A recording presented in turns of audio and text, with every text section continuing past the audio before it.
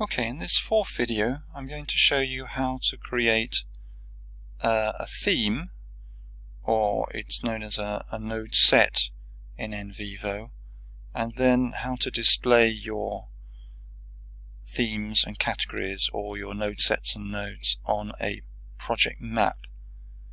So I'm going to start by closing the transcript, and then I'm going to click on this button on the left here called Nodes.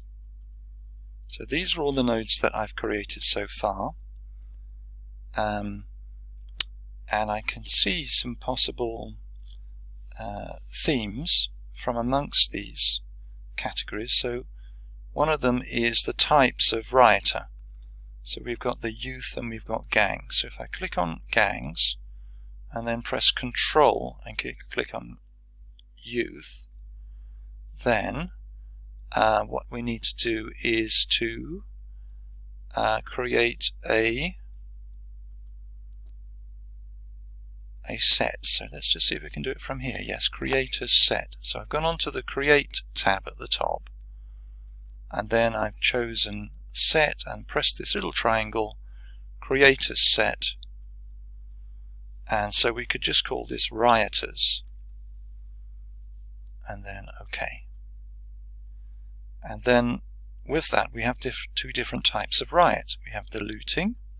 You click on looting, unselects everything else, press Control, press traditional rioting, and see that's got a spelling mistake. I wonder if it's possible to edit that. Let's just see if I can how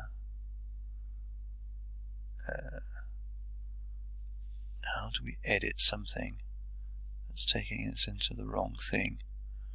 Maybe if I right click on it and then node properties, there we go. So that's got a spelling mistake in it. So I think that's now changed that R for a T, press OK. So that's how you edit things. So traditional rioting and looting, Control click and then create, set, create as set. And I'm going to call this types of rioting. And OK, good.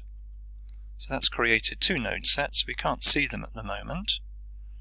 And then a third one would maybe be reasons for the rioting. So we've got the dog and shooting, ineffective response, mimicking behavior, perceived opportunity, poor economic outlook, society tensions. I would say all the others are going to be reasons. So create a set, reasons for rioting. Okay. So I'm not sure exactly how you view the node sets.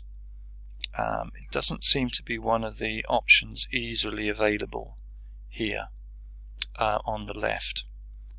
So we'll forget about that for now, and we will go into the Explore option, and then what we want to create is something called a project map. So I'm going to click on that and call it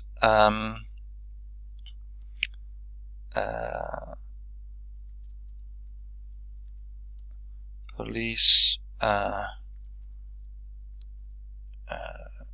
It could be causes of riots spreading. That was the question 10 was about that. So just could obviously add a description. I'm just going to click on OK. Great. So that's opened a new area here. And if I just make this a bit bigger, it says select items, then click on show associated. Well, I'm going to just go onto this button here instead, in fact. Add project items. So what we need is the nodes and the sets. These two here, click on OK. And now that's put everything in the map. So we don't actually need this. I think if you're adding them one by one, you might be using this. So this is the map. Now it's a bit of a mess.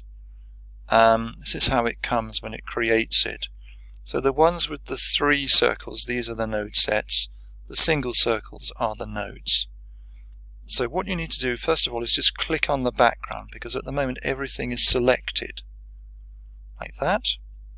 And now we can start to disentangle it. So I'm going to put types of writing over here. That has 2 options. Oops. Like that. And then I've got rioters. Again, there are 2 types of rioter, which were the youth and the gangs, and then everything else should be reasons for rioting. So we put that sort of in the middle somewhere.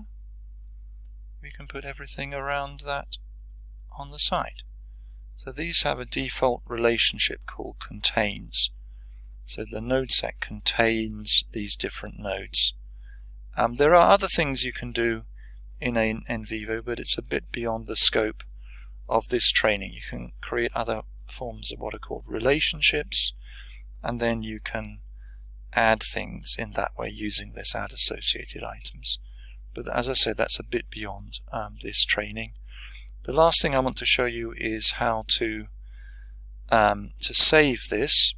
I think what we need to do is right click and export map. So I want to go to the desktop again, and it's given the same name as the name of the map, cause of riot spreading. Then I'm going to click on save, and that is now saved this picture as a JPEG, which is now on the desktop, and that can then be used say within your final report for your major project. You can import it and put that diagram in your report. If you create a lot of nodes and node sets, I would recommend splitting the diagram up so there isn't too much information in the diagram.